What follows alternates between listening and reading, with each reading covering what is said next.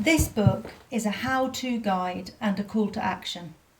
I wrote it for everyone who needs help in getting their idea of a storytelling show made well and then out to the audience.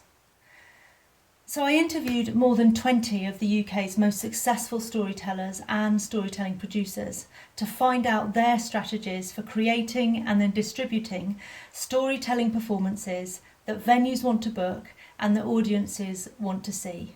And those are the insights I share. If you're new to storytelling and you're thinking about how to get started as a performer, then this is going to be really helpful for you. And even if you've been doing it for a while, then the walk through the career trajectory and the different options and the benefits and how to access them, again, I think it's going to be really helpful for you too. And this book is exactly what I needed back in 2016 when, with a storytelling colleague, I set out to create and tour my first big performance storytelling show. Now, I knew how to do the creating bit of the show, but I knew nothing about how to get the show in front of the audiences I wanted to get it in front of. I mean, I could pull together a few relatives and friends into my living room, but beyond that, I really didn't know. So I went looking for things that could help me. Maybe guides for how to approach a storytelling festival, or how to talk to someone who ran a storytelling club and give them enough info about my show that means they might want to book me. Or maybe there's a list of venues that like to host storytelling. I found nothing like that.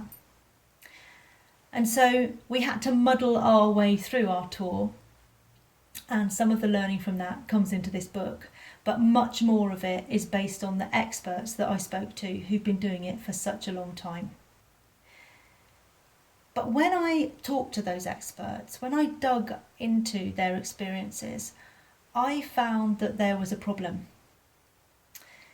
It wasn't just that I didn't know how to get my show out there, but that even the real pros with all that experience who had done it so many times found that there were not enough opportunities to tell their stories and to get properly paid for it.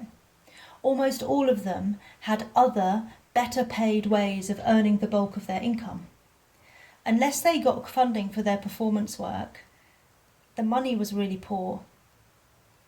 And so that's a shame. It's a great shame for storytellers because they have to squeeze their storytelling around the edges of their other bits of income.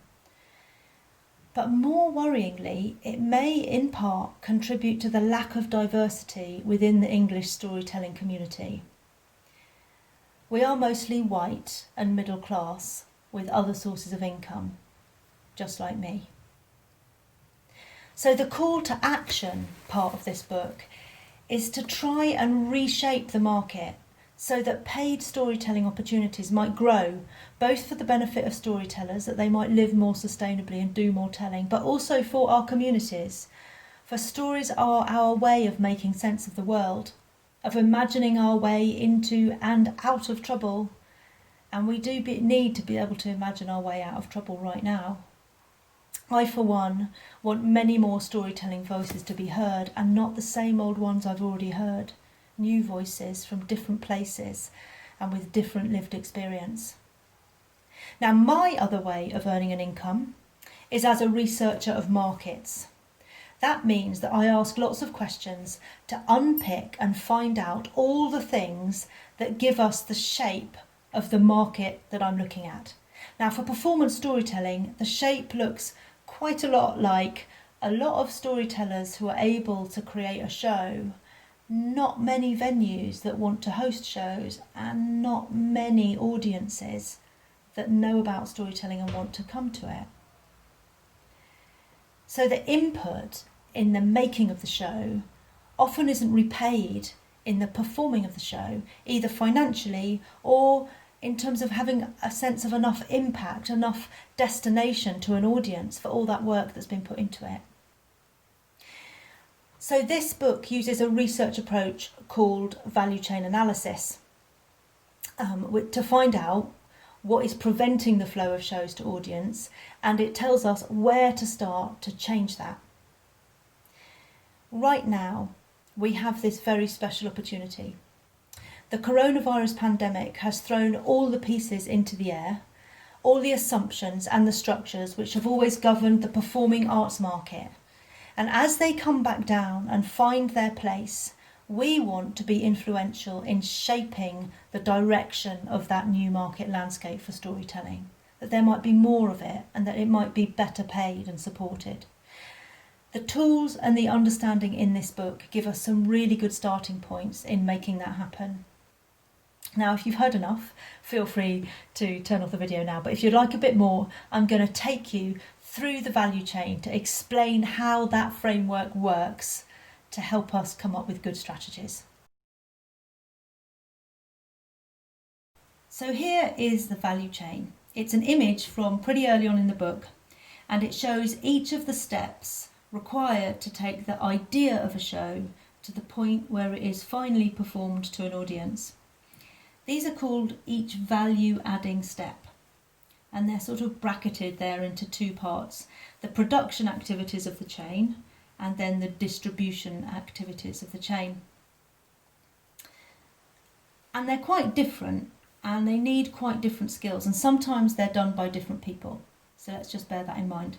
I'm going to walk you through this chain using the example of that show that I put on a couple of years ago to help you see some of the issues that come up along the way. So first we have an idea of a show. Usually that comes from the storyteller, but sometimes there might be a commission from a museum exploring a particular theme for a season, or a historical building, something like that. Our idea was to tell the story of Eleanor of Castile, wife of Edward I of England. Now, he is very well discussed and talked about in history. He had a dramatic and long reign. But she is hardly mentioned, even though she played such a crucial part in that and was like his right-hand woman, as well as being a very interesting intelligence in her own right.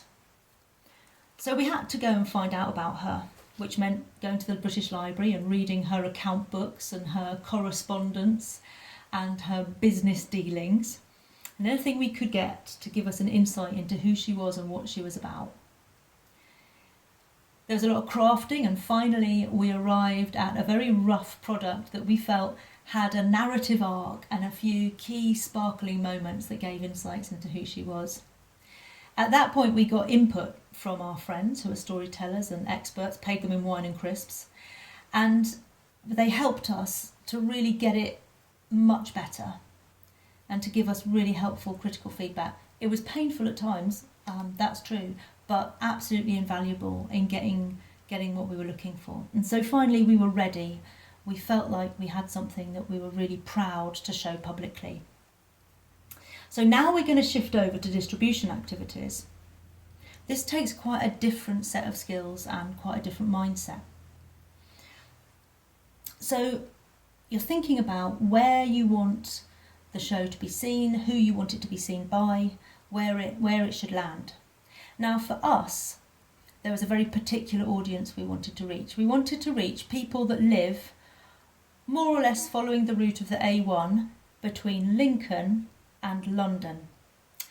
And that's because Eleanor died in 1290 in Lincoln, unexpectedly, the age of 49, and it took 12 overnight stops in December to get her body back to Westminster where it was buried. In those places, Edward then had built memorials, 12 memorials to her, statues of her, which were commemorating his love for her and his respect for her. And they were exceptionally grand. They're called the Eleanor Crosses, and there are 12 that follow this route, marking the place where her body laid overnight as it travelled down towards Westminster. Now many of those have gone now, but some still remain, and even where they're gone, those places have place names like Queen Eleanor Street or Queen Eleanor School or anything like that, where the shadow of her presence remains very strongly. And we wanted to tell her story to those people and to that land which had known her and where she belonged.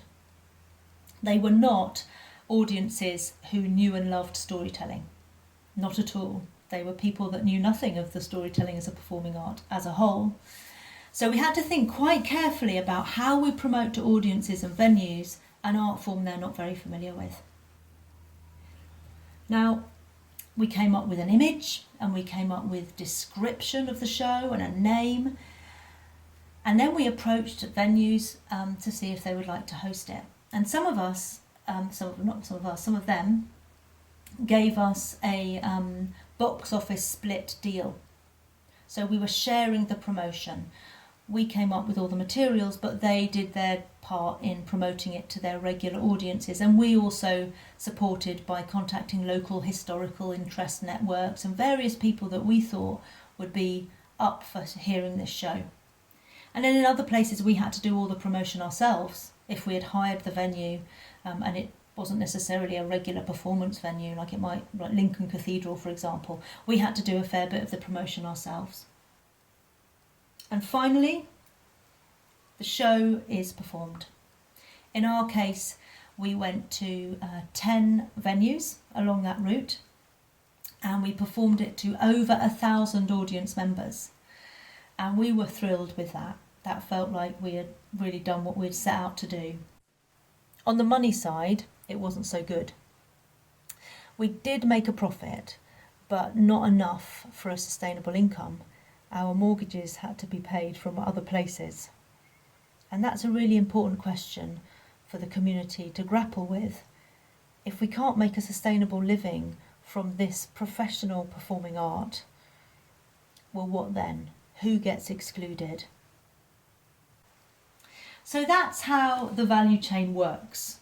It maps the steps that are needed to get to the final destination, and it notices barriers and enablers that get you there well or exclude you and you don't get there well. That's just one example, but in the book I draw on the examples and the experience of over 20 experts in this field to see the patterns of what helps you get across to the next stage well, and what helps you meet your intended audience in the end. And so that's what is revealed in this book, and I hope you can see how that would be really useful. What are the patterns that we commonly see can help us get through this value chain well and with the outcome that we want. So some of those are going to be skills and expertises that we need ourselves individually as storytellers or hosts of storytelling. But some of the barriers and enablers are external to us personally. For example, I mentioned that with the Eleanor tour, we were wanting to reach audiences that didn't know about storytelling. And that is most people in this country. Most people do not know that storytelling is an art form for all ages, not just for children, and that it has a professional outlook. Most people think that storytelling is reading aloud, or it's just for kids and something that happens in schools or in libraries. That cultural lack of understanding is something that none of us can shift alone.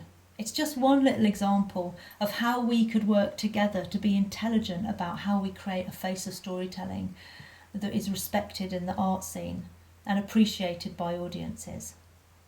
It means a shift to becoming more market-driven, really, thinking what are the needs of people and communities for stories and how do we meet them in a way that they're going to recognise and be excited about. So that's how value chain analysis works, mapping the steps and understanding what enables and what hinders us to move between them, and thereby also understanding the shape of the market as a whole system and giving us insights into how to change it in the way we want to. Now, the book's available from Amazon. You can get it either as an ebook or as a paperback, so do feel free to go for that. I'll put the links to that at the bottom of this video. And I'll have them at the end as well.